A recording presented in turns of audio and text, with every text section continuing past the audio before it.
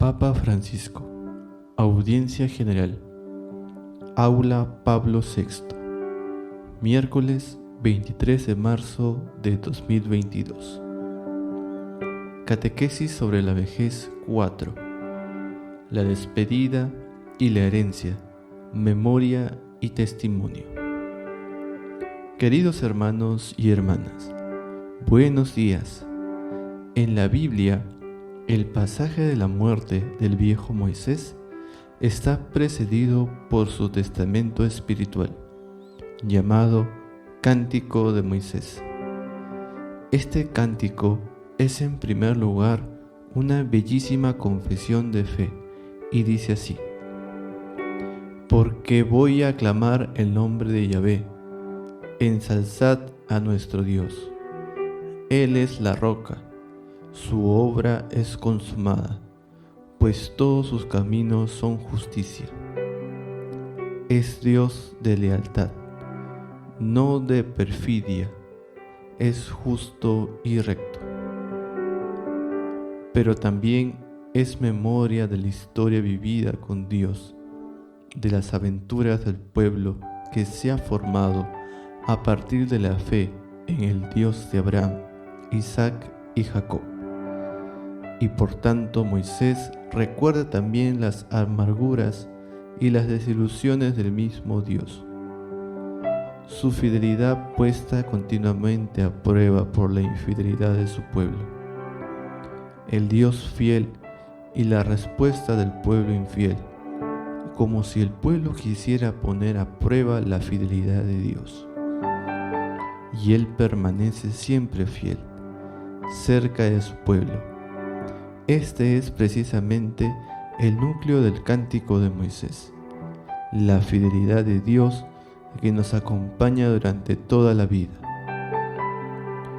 Cuando Moisés pronuncia esta confesión de fe, está en el umbral de la tierra prometida y también de su despedida de la vida. Tenía 120 años, señala la narración, pero no se había apagado su ojo. Esa capacidad de ver realmente y también ver simbólicamente, como tienen los ancianos que saben ver las cosas, el significado más profundo de las cosas. La vitalidad de su mirada es un don valioso. Le consiente transmitir la herencia de su larga experiencia de vida y de fe, con la lucidez necesaria. Moisés ve la historia y transmite la historia. Los ancianos ven la historia y transmiten la historia. Una vejez a la cual le es concedida esta lucidez es un don valioso para la próxima generación. La escucha personal y directa del pasaje de la historia de fe vivida, con todos sus altibajos, es insustituible. Leerla en los libros, verla en las películas, consultarla en internet, aunque sea útil, nunca será lo mismo. Esta transmisión, que es la auténtica tradición, la transmisión concreta del anciano al joven. Esta transmisión le falta mucho hoy y cada vez más a las nuevas generaciones. ¿Por qué? Porque esta civilización nueva tiene la idea de que los ancianos son material de descarte. Los ancianos deben ser descartados. Esto es una brutalidad. No es así. La narración directa de persona a persona tiene tonos y modos de comunicación que ningún otro medio puede sustituir. Un anciano que ha vivido mucho y obtiene el don de un lúcido y apasionado testimonio de su historia es una bendición insustituible. ¿Somos capaces de reconocer y de honrar ese don de los ancianos? La transmisión de la fe y del sentido de la vida ¿sigue hoy ese camino de escucha de los ancianos? Yo puedo dar un testimonio personal. El odio y la rabia contra la guerra yo la aprendí de mi abuelo que combatió en el Piave en 1914.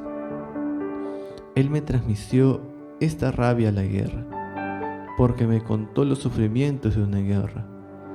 Y esto no se aprende ni en los libros ni de otra manera. Se aprende así, transmitiéndola de abuelos a nietos. Y esto es insustituible. La transmisión de la experiencia de vida de los abuelos a los nietos, lamentablemente hoy esto no es así, y se piensa que los abuelos sean material de descarte. No, son la memoria viva de un pueblo, y los jóvenes y los niños deben escuchar a los abuelos. En nuestra cultura tan políticamente correcta, este camino resulta obstaculizado de varias formas, en la familia, en la sociedad, en la misma comunidad cristiana. Hay quien propone incluso abolir la enseñanza de la historia como una información superflua sobre mundos que ya no son actuales, que quita recursos al conocimiento del presente, como si nosotros hubiéramos nacido ayer. A la transmisión de la fe, por otro lado, le falta a menudo la pasión propia de una historia vivida.